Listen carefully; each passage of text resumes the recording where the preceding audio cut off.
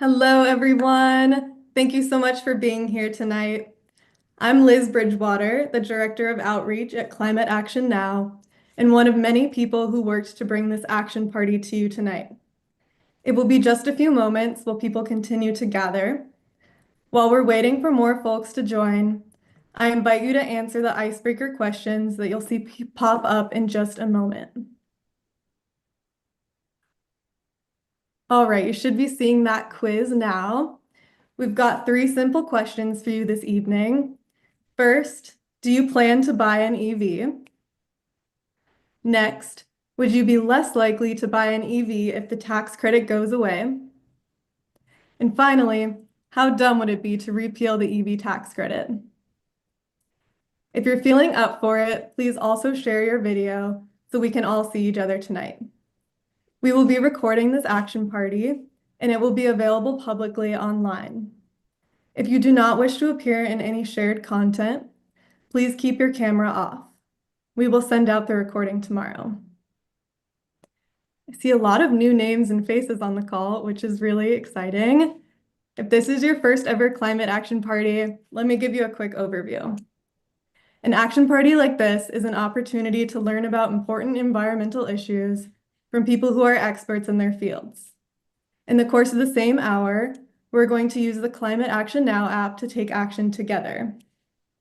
The Climate Action Now app makes it easy to send well-researched, personalized messages to political decision makers and business leaders. To show you why it's so easy to take action using the app, I'll share my screen for just a moment.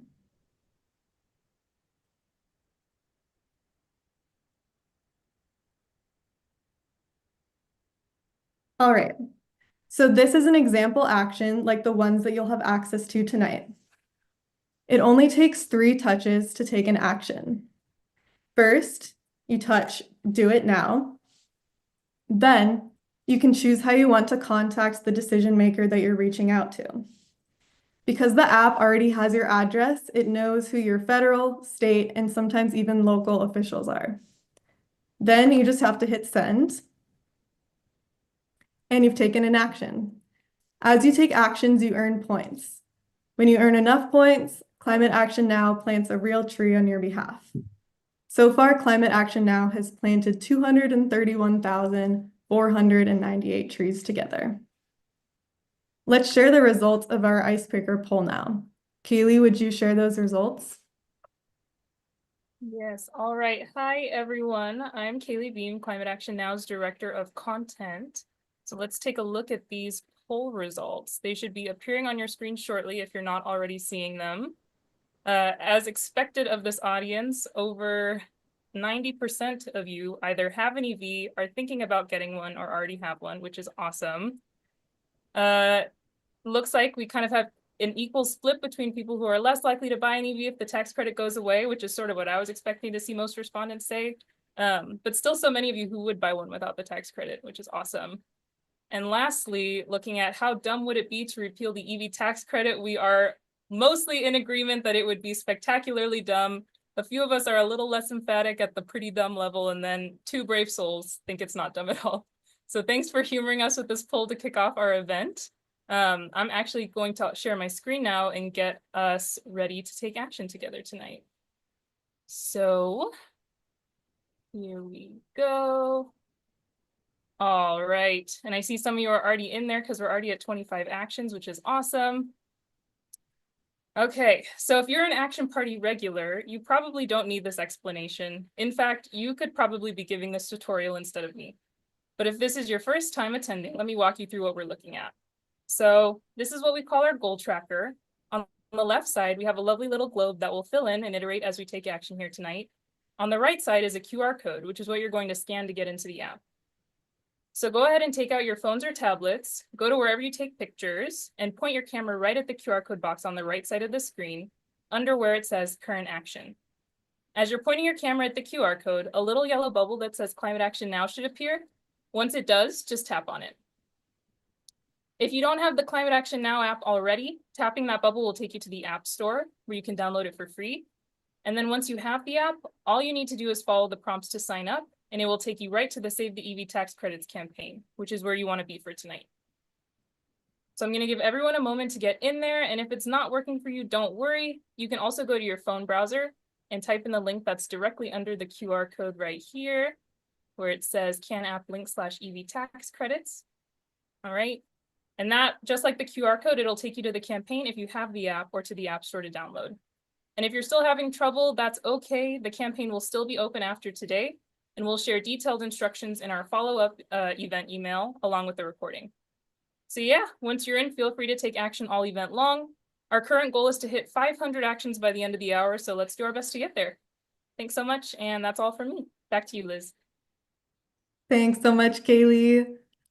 Finally, I want to share a special thanks for our moderator tonight, who's Robert Hubble, an author of the hugely popular Today's Edition newsletter on Substack. Robert is an ardent champion for democracy and other progressive causes. We'll put a link to Robert's Substack in the chat. Before we hear from Robert and our panelists, we'll start with a brief presentation by Brett Walter, founder and CEO of Climate Action Now. Over to you, Brett.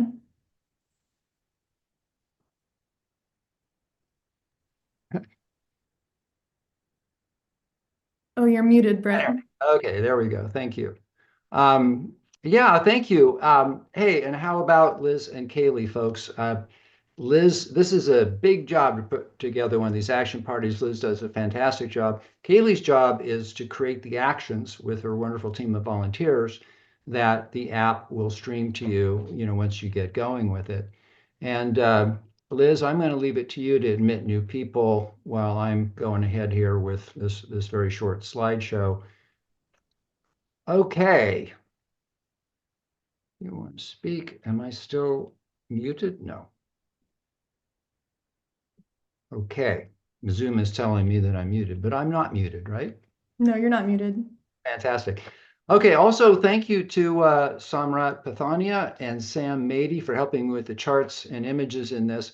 Sam Mady, by the way, is Climate Action Now's editor-in-chief, and he's the author of our hugely popular Substack newsletter called The Daily Dose of Climate Hope. Liz, would you put a link to the Daily Dose in the chat for folks? Sam's job is to put a short dose of climate hope into your inbox every morning with a single action you can take in just seconds to help bring about a better world. The age of internal combustion engines, or ICE, I think, as we all know, is drawing to a close, as did the age of the horse and buggy before it. You can see the transformation in this chart from RMI. ICE market share is falling fast while EV share is rising. Take a look at this chart from Our World in Data. Now, what matters here is the shape of the curve. It's exponential.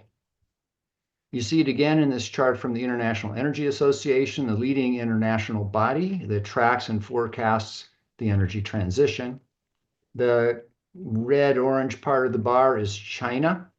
And then there's Europe, and then there's United States, and then rest of the world. You see this curve in the sale of batteries as well, the main component of which, the battery, of course, being the main component of an EV.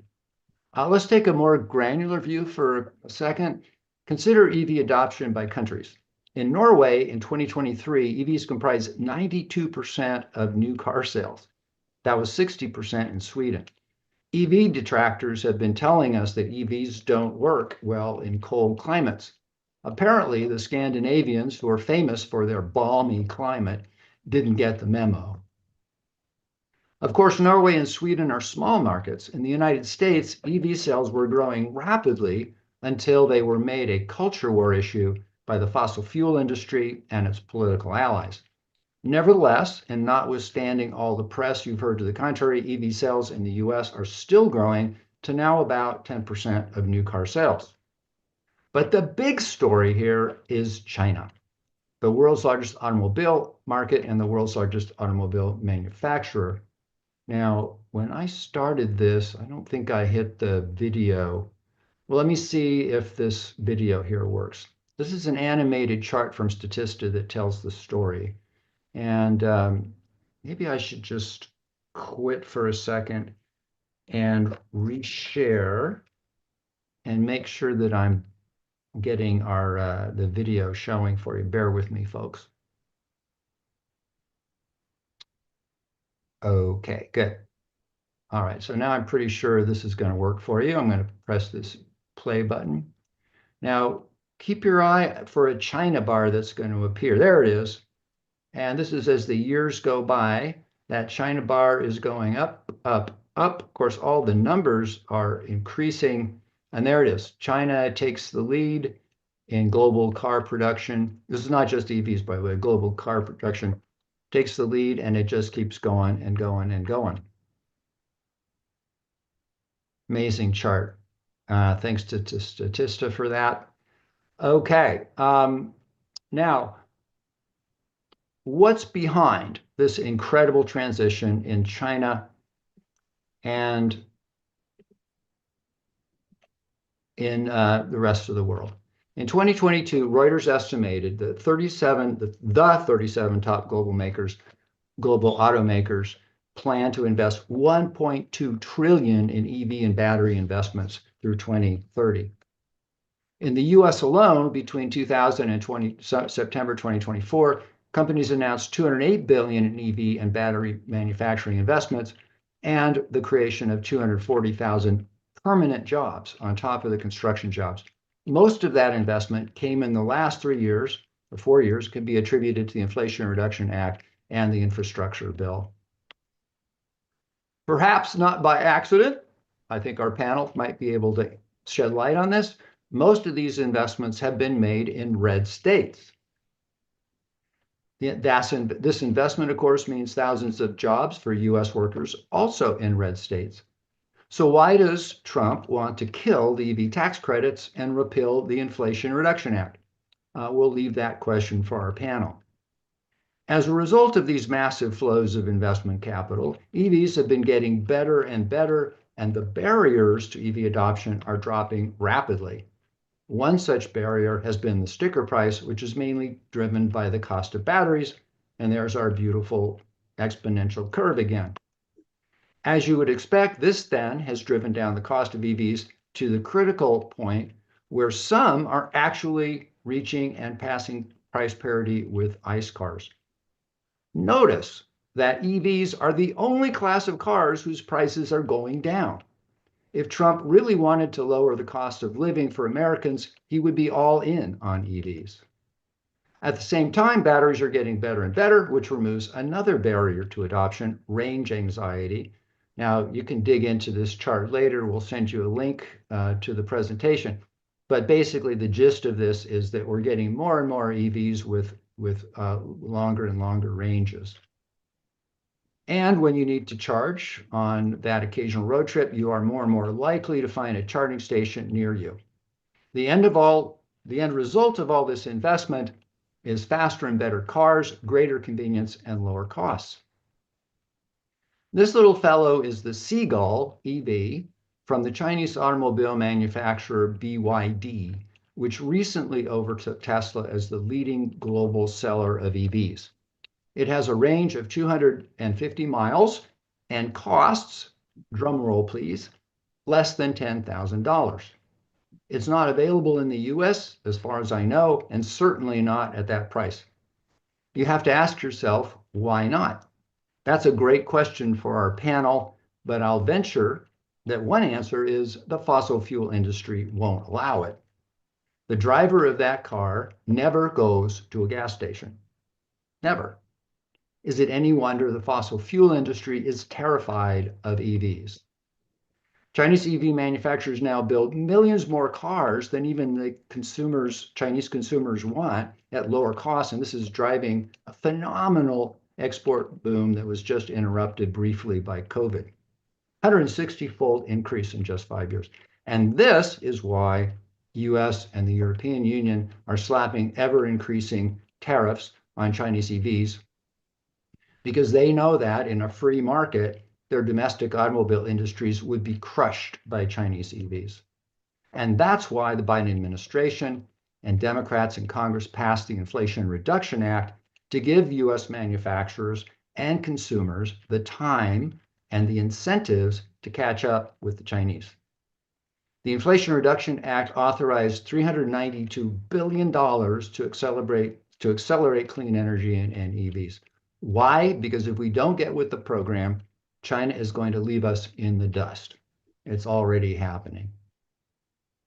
The age of the internal combustion engine is coming to an end. The transition is unstoppable. The only question that remains is who will be the winners and who will be the losers. If Donald Trump has his way, China will be the winner and the United States will be the loser.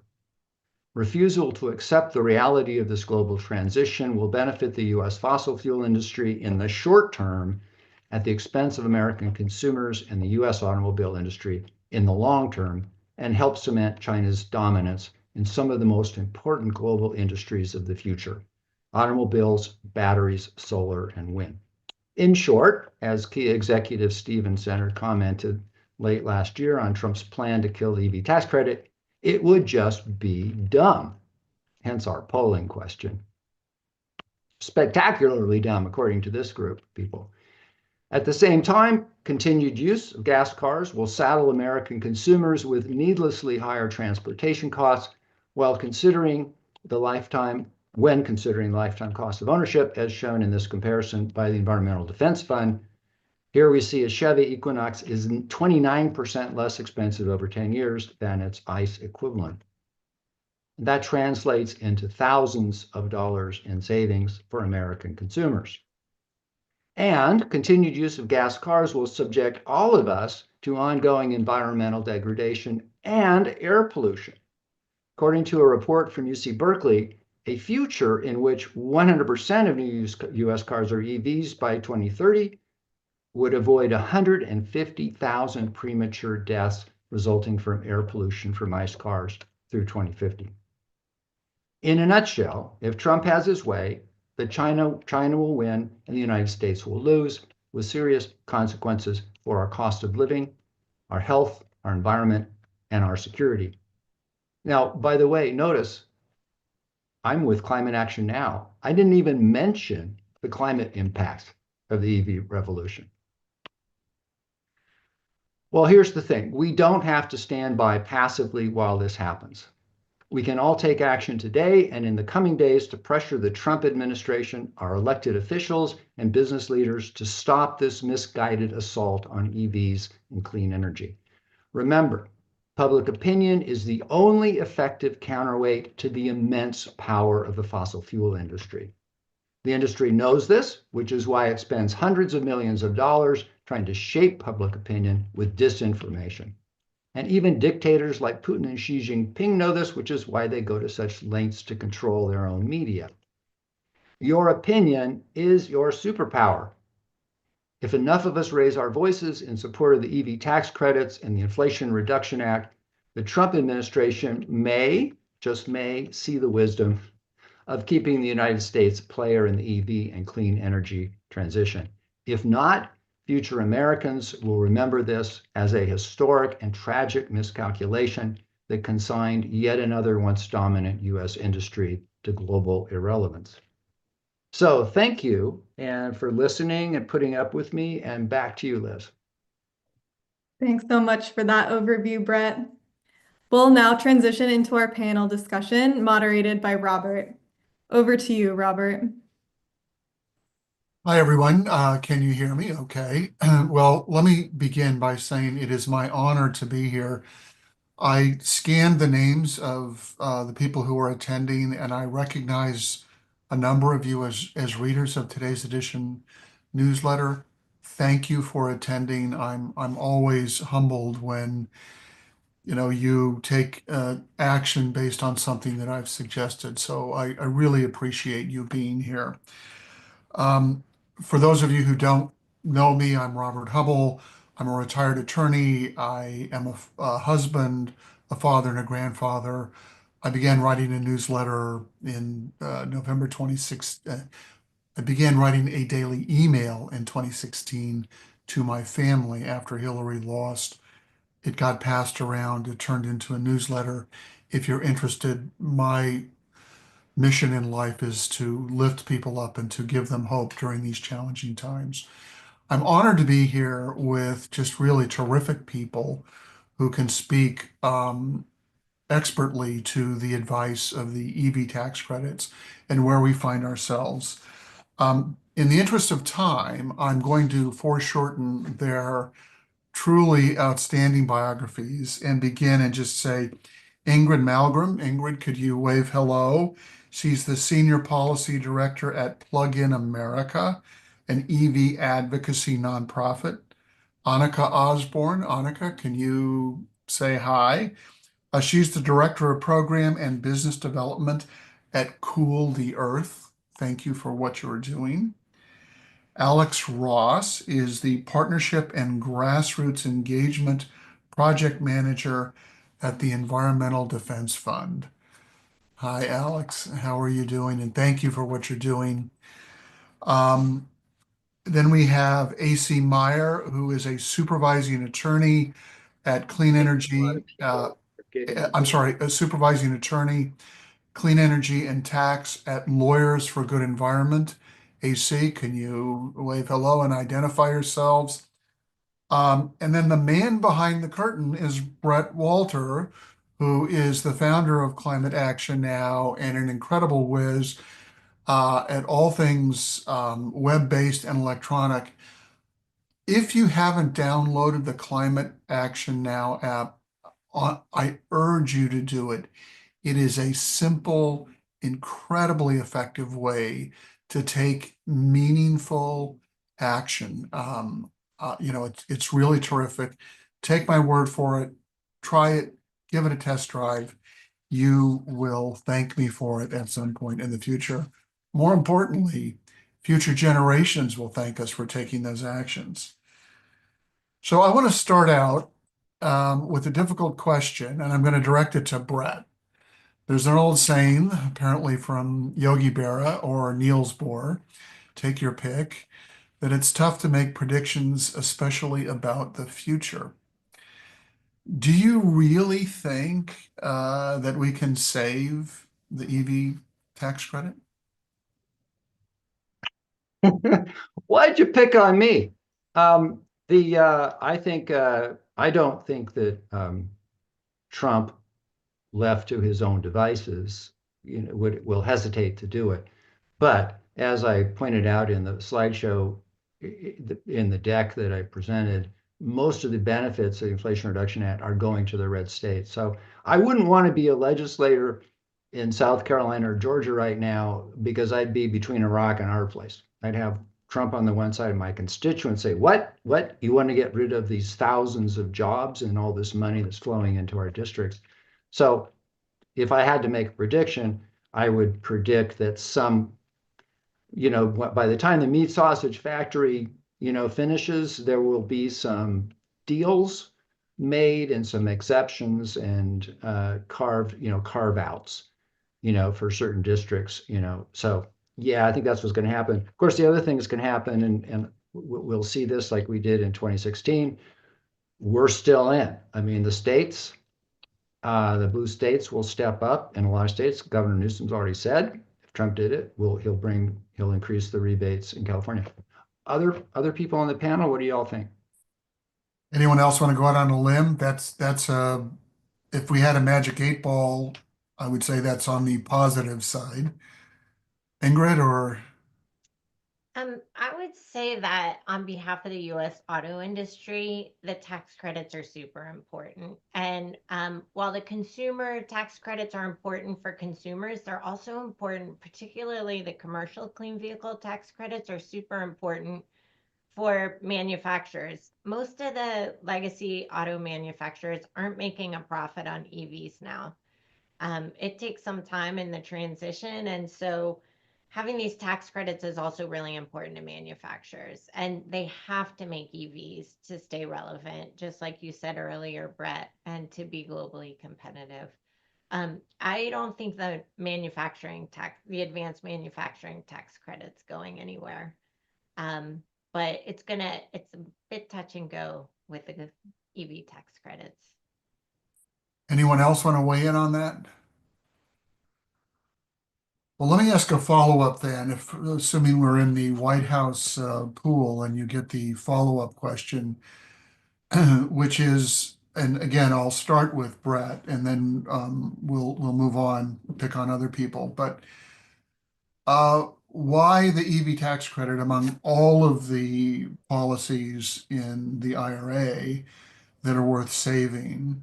Why specifically the EV tax credit? Yeah, why did we make that the kind of the topic of this, this event? Uh, well, I stand by. We're thinking about doing an action party, kind of more generally on Inflation Reduction Act. Obviously, I made some references to it in the slide, but the principal reason that we zeroed in on the tax credit is that the research shows that people are much more upset when you take something away from them than if you give them something. And he's taken $7,500 out of the pockets of Americans who would want to have an EV. That's their choice, right? And so I think that's more likely to generate heated opposition than referencing the Inflation Reduction Act and then people immediately fall asleep. So this is sort of the nose of the camel, which is, we're sticking that under the tent first, but we're going to bring the rest of the camel in later. So stay tuned, everybody. I had a law school professor who always referred to the camel's nose argument so frequently that when he referred to it in lectures, he abbreviated it to the CN argument. So it's an old analogy, but a good one. So Annika, let me ask you. So do you have a view how elimination of EV tax credits might impact the adoption of electric vehicles generally, or specifically with respect to lower income consumers? Any thoughts on that? Sure, yes. I think reducing or eliminating EV tax credits would likely slow adoption rates, even though the poll in the beginning said that a lot of people would still get an EV. I love that. But really, particularly for low and middle income communities, residents and communities, these groups are, much more sensitive to the upfront costs of getting an EV. We all know the total cost of ownership is less when you drive an electric car, but having this extra incentive upfront for people is really, really important. And, I think it makes a big difference in people making the switch to EV. And it's really going to impact our most vulnerable communities, who are most impacted by both air pollution and climate change. So, Annika, I would never ask you to get inside Elon Musk's mind, but I think that something that puzzles people, as I understand it, is he doesn't necessarily care about the elimination of the EV tax credit, if I'm reading the interweb correctly, and I might not be because, there's a lot of disinformation out there. But I mean, he's best buddies with Trump, and Trump seems intent on killing the Green New Deal to the extent that that actually is a thing. Do you have a sense of whether Tesla and Musk have a different position in this policy fight than other manufacturers? Yeah, absolutely. I mean, I'll kind of piggyback on what Ingrid said. Most EV manufacturers are not profitable. Tesla is as far as I know, the only profitable EV manufacturer. So they don't have as much to lose.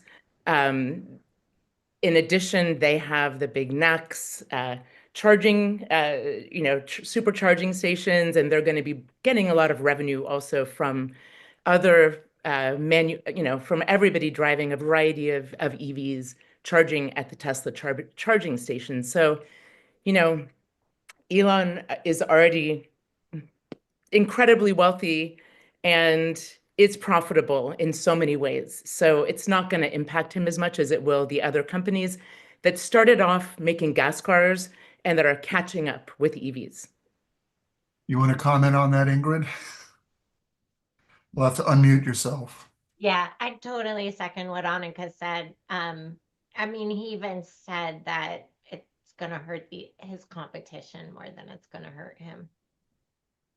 You mean so he's acting selfishly? That's surprising. Imagine. Well, while I have you, Ingrid, I mean, just to follow up on your prior comments, um, what's your view about how this might affect, the industry in general, but to expand your prior comments about it not being profitable at the moment for most to manufacture electric vehicles. What about the external factors of, China's role and looking down the road 10 years or 15 years?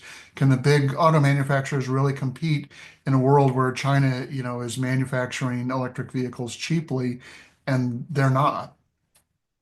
So China has definitely, Chinese auto manufacturing industry has definitely benefited from incentives within China. So they've been heavily subsidized. And so these tax credits are these tax credits plus regulations, plus the infrastructure build out from the bipartisan infrastructure law. They're complementary policies that really are aimed at moving the market along and supporting the transition to EVs.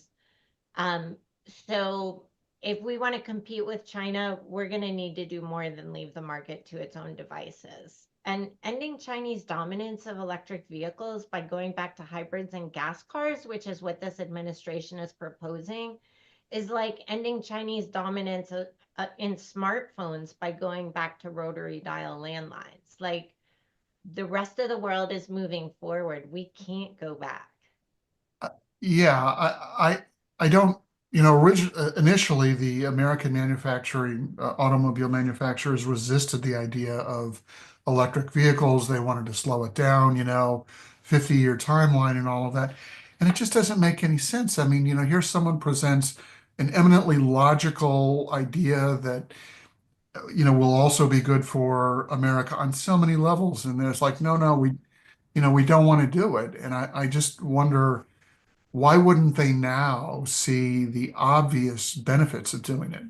So the automakers are absolutely on board with this. They see the future. They understand that the future is electric. The Alliance for Auto Innovators, before Trump actually was inaugurated, they wrote a letter saying, don't change the regulations. We need the tax credits. We need regulatory certainty, because the investments, they've invested hundreds of millions of dollars in plants all over the country to move forward with EVs.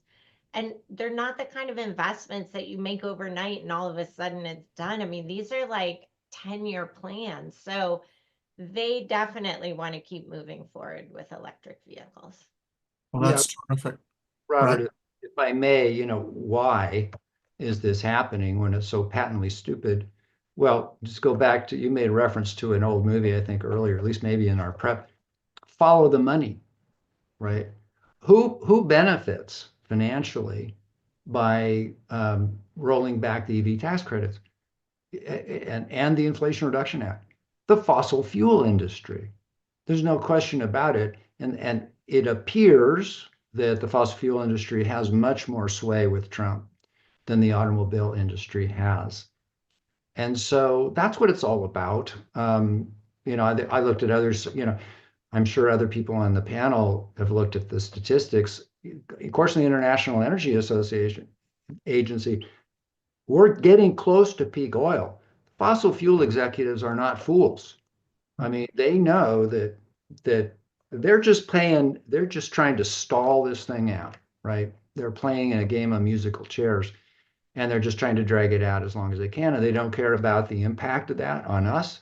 They don't care about the impact of it on our country, on our national security. They're just, it just appears that what they just care about is maximizing profit. It's sad, but I think that's what seems to be happening. A universal motivation. I'm going to just want to put in a plug here for people who are watching. If you would like to put questions into the chat for our panel, then someone will gather them and forward them to me, and I'll ask them. Alex, I'm going to go to you next on some equity and health questions, and then AC, I'm going to turn to you about some questions about state versus federal and other issues like that. The easy stuff. So Alex, there are environmental and social justice and equity dimensions to everything in the IRA, but also, with respect to electric vehicles. Can you let's get realistic. Would promoting EVs have an impact or not on health effects and environmental effects in underserved communities that have traditionally borne the brunt of industrial waste in America? Thank you for that question. I love it. And I think it's, it would make a huge difference in the day-to-day lives of people across the country, but specifically for folks in frontline communities who face the worst and most devastating impacts of the climate crisis, but specifically air pollution, right? I think one of the things we need to keep in mind is transportation is still the largest polluting industry by way of emissions, both in CO2 and other harmful pollutants, right? And so the move away from ICE vehicles really is about getting cleaner air. Is really about making sure we have the longevity in our communities to keep growing, and then in a way that's sustainable and clean, and where we all have the right to clean air and water. And I think one of the things that's really important about the vehicle standards, right, is they're so closely tied with the Clean Air Act. And when we're talking about 50 plus years of precedent and law that is on the books to ensure that we have these protections. And I think, they can try to undo as much as they want. And I think, there'll be some wins, there'll be some losses. But ultimately, Americans agree they want clean air, they want clean water, and they don't want to have to continue experiencing the health inequities that they are currently experiencing. Alex, based on your work at the grassroots level, do you have any sense that underserved communities have the sense that they are being singled out, even if not intentionally, but they're bearing the brunt of these health impacts and environmental impacts? I mean, is it a message that has been articulated and is getting through, or is it something that we need to do better at? What's your view from where you sit? I think it's definitely one of the biggest challenges in the messaging, right? I think when people think of electric vehicles, they think of middle class or wealthier folks who have extra money to spend on, a more expensive vehicle. And they don't see it as something that's accessible or will save them money. And I think part of that too is also the way that infrastructure has been built out around electric vehicles, right? The first charging stations weren't necessarily in some of these communities. So like, if you don't see chargers in your neighborhood, why would you assume that an EV could even work in your home, right? And so I think that's a big part of kind of what we do at EDF, right, is really try to make sure the message is clear to folks both on the ground and our partners in the nonprofit space, that these investments really have farther reaching benefits, and everyone can really take advantage of them and should be encouraged to, right? And I think, the used tax credit kind of helps to address some of that as well and offset the cost of those vehicles. So I really appreciated, Ingrid, also what you said earlier about just the complementary nature of some of these policies. And I think the Biden administration did a really good job, not only of kind of putting these pieces together, but also kind of putting in timelines that built out past necessarily just the administration, right? So I think that's something to kind of hold on to and hope for in these really, really chaotic and despairing times. Yeah. By the way, Robert, I'm sorry if I could just jump in here. Pause for a commercial break here. It's not a commercial break. I just wanted to let people know, hey, we did it, folks. We have hit we hit our goal of 500, and let's spotlight Kaylee's screen. So there it is, 542, 43. Now, I think some of you, like me, have probably experienced an oops message when you signed a petition.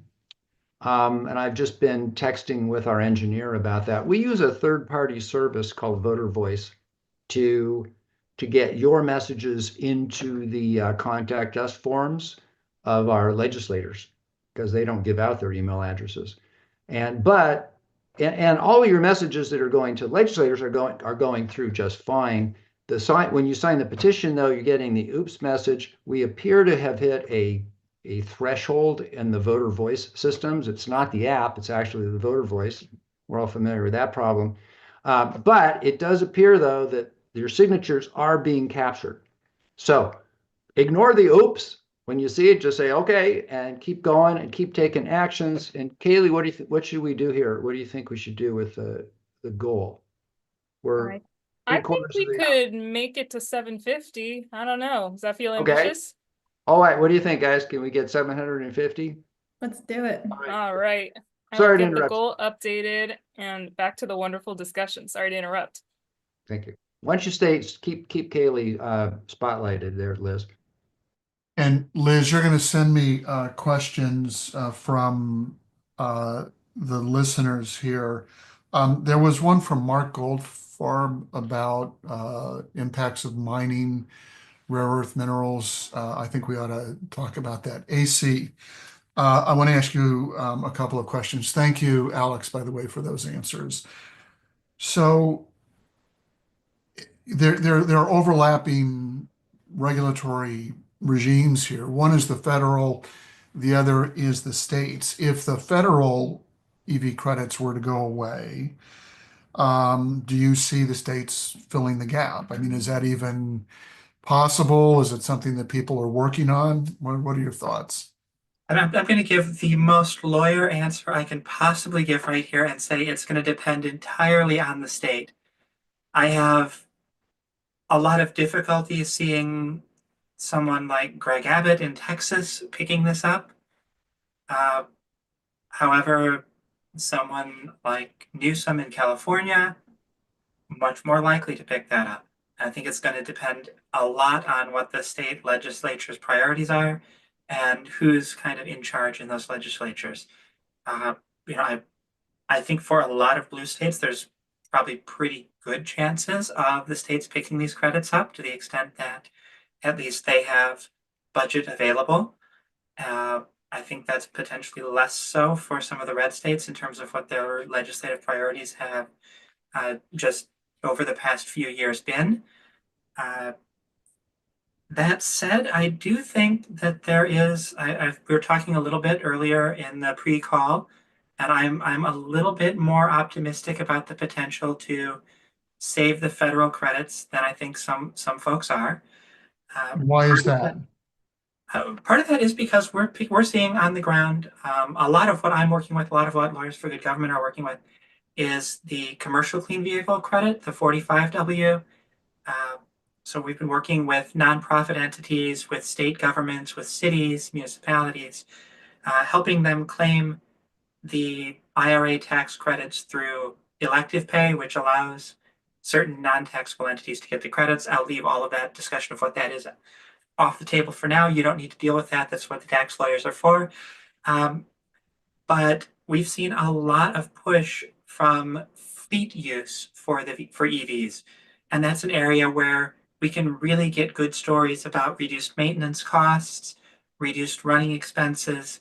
And for example, I think the city of some of the cities we've worked with, large cities in red states, have transitioned significant amounts of their fleets over to electric vehicles and are seeing the cost savings from that. We're also working with school districts for electric buses, and that's an area that is huge because not only are you taking large diesel engines off the road, we all know diesel is a significant polluter, not just for climate change, but also for particulate matter, and you have them idling in front of schools with small children, which is also a bad thing. And the school use case is perfect for an electric vehicle. They go out, they run a route that is usually less than 50 miles total, come back, sit in a yard for half the day, and then go out and run the short route again. That's the perfect use case to come back, charge during the day, run the route, recharge, and this can save significant operating costs for these entities. So these are areas where even outside of the individual credits, I think we can get some municipalities, we can get cities, counties, even a lot of churches, a lot of houses of worship have seen this for example, I grew up middle of nowhere in the Midwest, you'd have the church van. And when they're able to move vehicles like that to EVs, they see lower cost on gas, lower cost on maintenance. And if we can get some of these entities in either red state cities or some of these faith-based institutions and talk with them about the positive things that they're seeing from adopting electric vehicles and from the tax credits that are allowing them to adopt those vehicles, I think there's a chance to create a message that can be heard on all sides of the aisle. So that's an area where I'm a little bit more hopeful. I hope I'm not being too Pollyanna-ish there. But I think there are opportunities there that sometimes get lost in the shuffle as everyone looks at, the individual credit for, for a Tesla or for, the new Rivians or things like that. And I do think I'm talking a lot here and I apologize for that. But I think the biggest thing for the credits and the biggest bang for the buck will be once we start seeing EVs in that $30,000 to $40,000 range that then become much more accessible to middle class Americans. And I think that if we're cutting the credit right now, we're basically saying we gave the credit to a bunch of very wealthy people who could afford a $100,000 Cybertruck, and we're leaving the mass of Americans kind of out in the cold. And I think phrasing the messaging that way also has a chance to help really push it, because as somebody who's blue collar worker has a chance to have a vehicle that they don't have to spend $100 a week gassing up so they can get to their job. They can spend a few pennies on electricity. And I think those are the messages that we can really get out there and we're starting to see. Well, I see a lot of nodding heads with your comments, AC. So you've hit the sweet spot here. We have a little more than 10 minutes left, and we've gotten some questions from people who are watching. I want to get to them, and I'm just going to throw them out to the panel. And frankly, they're a little bit tougher questions than I've been asking up to this point, which have been expository in nature, but we need to take them on. So I'll articulate two of them, and anyone who wants to jump in can do that. Someone has asked about what about the role of lithium and other minerals to make batteries in the global EV transition? Doesn't China have large lithium reserves? And I think implied in that question is, what about the environmental effects of mining those minerals? And then kind of a maybe related question is, so what is the misinformation? What are the negatives out there that people are saying to stop the adoption of electrical vehicles in general and to kill the EV credit? So anybody want to jump in on either of those questions? Ingrid, it looks like you took yourself off mute. Yeah, I'm happy to address the minerals question. So an EV, there are environmental impacts in creating these big batteries. But if you drive an EV within the first 2 years, you're already doing much better from an environmental perspective and a climate change and emissions perspective. So EVs are definitely better for the environment. Don't let anyone tell you otherwise. But there are things that we can do. One of the things about having these tax credits is that they're really, really careful about where these minerals come from and having control over the supply chain. Plug in America has a position about what to do about batteries and minerals, and it's really pretty straightforward. It's basically demand reduction. I see in the chat that a lot of people don't have cars. So if you can take transit, if you can use active transportation, land use planning, multimodal transportation, all the better. Once we reduce demand as much as we can, then we want to really focus on creating a circular supply chain. We want to reuse EV batteries in the grid or for homes to prevent against power outages. We want to recycle EV batteries after that because about nearly 100%, like well over 95% of the minerals in an EV battery can be recycled almost indefinitely, infinite number of times without losing efficacy.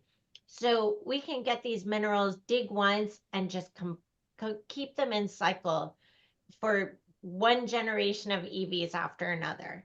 And then finally, we are going to have to do some mining, but let's update our mining laws, which haven't been updated since 1872, to make sure that they're ethical, responsible, they protect adjacent communities. So there's definitely things we can do to make this, to create a more circular economy. The thing with oil and gas is you're constantly exploring, drilling, refining, pumping, burning, and it never goes away. With EVs, we can do this once and get things in cycle and really cut down on what we need to do in the future, all while reducing climate emissions. Great. Annika, did you want to add anything to that? You were shaking your head or nodding your head in agreement. No, really, I was just going to agree with like the second life of EV batteries used for grid storage potentially, or even home storage. And then, yeah, that there are recycling facilities already in place that are recycling lithium ion batteries and pulling out those rare earth minerals so that we can reuse them. And so, yeah, I'm nodding in agreement. And if I could just jump in here to sort of address the second question, which is what are some of the most common, misinformation or negatives that are spread about EVs? And frankly, it's just an argument by sleight of hand, which is and the mining issue is a perfect example.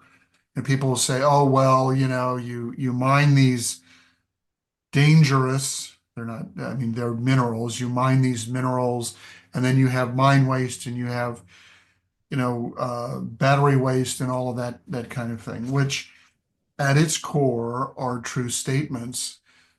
But what the opponents are doing is they're ignoring the rest of the universe, because the relevant question is compared to what? And if you look at the issues surrounding mining and recycling of battery waste, yes, they're serious. They need to be addressed. They are being addressed. But what's the other side of the scale? And the other side of the scale is, global warming. It's the Los Angeles wildfires. It is polar vortexes that shouldn't be forming over, Texas. It's 1,000-year floods happening every year.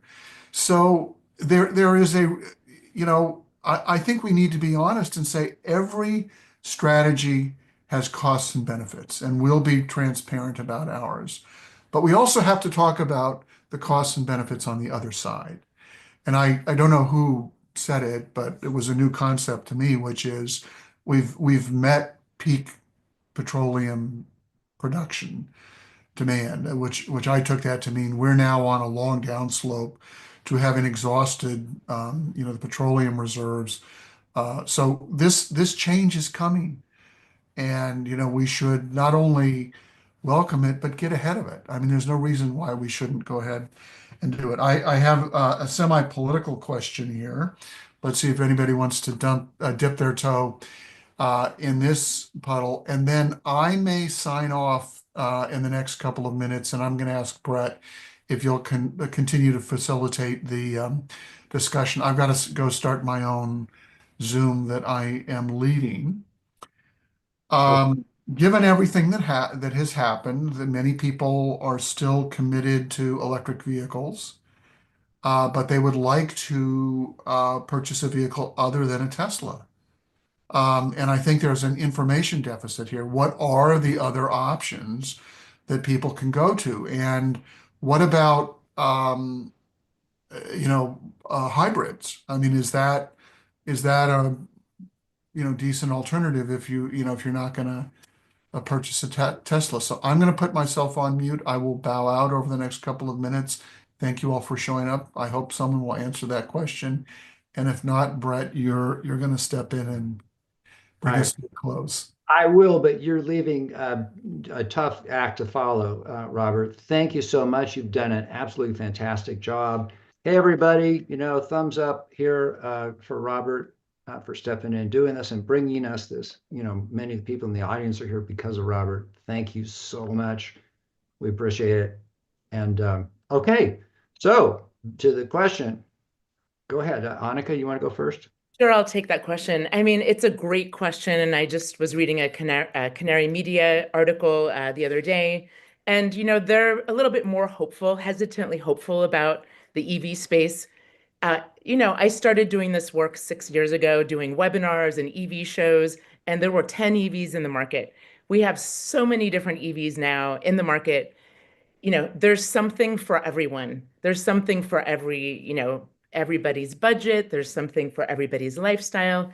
And it's just super exciting to see so many EVs in the kind of low 40s, cost range. We know that the average cost of buying a new car in the United States is $48,000. And so many EVs come in under that price tag. And that's even without the tax credit. We can take advantage of that tax credit now in the next, who knows how long, today, tomorrow, in the next week, two, until, if Congress dismantles this tax credit. But we just, it's an exciting time with so many different manufacturers. Kia, Hyundai, Honda, Chevy absolutely is coming out with some brand new cars. Something for everyone is just what I want to say. It's exciting. Anybody else want to jump in on that? Ingrid? I mean, if you don't want to do Tesla, what can you do? Do you have other? Oh, yeah. I mean, I think you could go online and search. We have an online EV shopping tool that you can enter in all your information to determine, sorry for the little ad, but the little commercial here, but we just updated our PlugStar online shopping tool, and you can enter in a whole bunch of information and find exactly the right EV for you. How far you drive each day, what you want to use it for, how much trunk space you have or that you need, whether you need all-wheel drive. But there are so many, totally second what Annika said. There are so many amazing vehicles. I just want to buy them all. I already am yeah, my husband kind of cut me off, but there's just I hear great things about the Ioniq 5, the Prologue, the ID4. I mean, there's just so many cool EVs. And like Annika said, whatever you need, there's an EV for it now. That's right. But also I'm interested what you guys think about this. My sister had a Model Y, but she never really kind of got comfortable with the range anxiety thing. She was always terrified, that she would get stranded somewhere. And then she was frustrated with Musk. And so she asked me what I thought. And in her case, and I would rather people just get a pure EV, but in her case, I thought, let's should look at a plug-in hybrid, not the lesser hybrid, but a plug-in hybrid, because just so people know this, with a plug-in hybrid, you have a pretty good battery that will go anywhere 30 to 50 or plus miles a day, right? So unless you're going on a road trip, you'll be driving on battery power all the time, right? And then you have the ICE engine there as backup for if you're going to go on a road trip. So I don't know what you guys think about that, but I thought that was really the right answer for my sister, and that's what I told her. Anybody else? I'm still a little salty at Chevrolet for getting rid of the Volt Yeah, as opposed to the Bolt. But the Volt was exactly that plug-in hybrid, had about a 60, 70-mile range every day. Somebody Yeah. could buy that, commute, never use gas, and still Right. not have that range anxiety. I'm as a stopgap measure, I'm generally good on plug-in hybrids. I don't like them long term. The side of me that's simplify everything as much as possible. It's like, why are you carrying around an extremely complex piece of extra machinery? Right. But they are a great way to bridge that gap. And especially now, as we see EVs getting into that 300 plus mile range at reasonable prices, if the batteries are lasting that 300,000 plus miles that we're seeing claimed today, as those hit the used market, I think that's going to move the needle too. Because I'm sitting here as somebody who has never in my life paid more than about $15,000 for a vehicle. And, so there's a lot of people like me who are just like, I'm not going to spend that much money on something that is an appliance. And so I think we need to see that come down in the market. And we'll see those move. Thank you. Well, gee, I wish we could just go on forever talking. We have just gone over the hour. And we pride ourselves on sticking to the hour. And so we're going to wrap it up now. Liz, do you have any you have final comments for us, don't you? Yes, yeah. I'd like to share a final thanks to all of our incredible speakers. It's been wonderful hearing all of your expertise and perspective this evening. So thank you so much for your time with us. And a big thank you to everyone who joined tonight. This event would not be what it is without you showing up and giving your time and energy to be here. So thank you for that.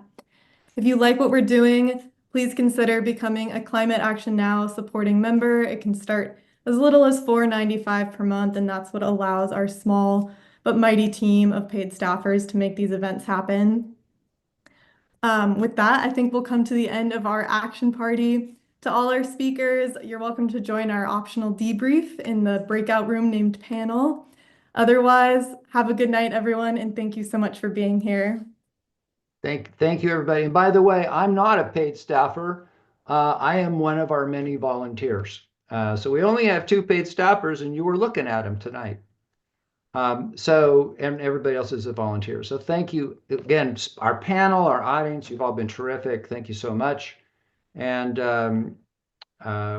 we'll be sending you, as Liz said, we'll be sending you an email tomorrow with a link to the recording and to the presentation that I gave and some other information. So thank you, everybody. And hey, panel, I'll see you in our breakout room. Okay, thank you.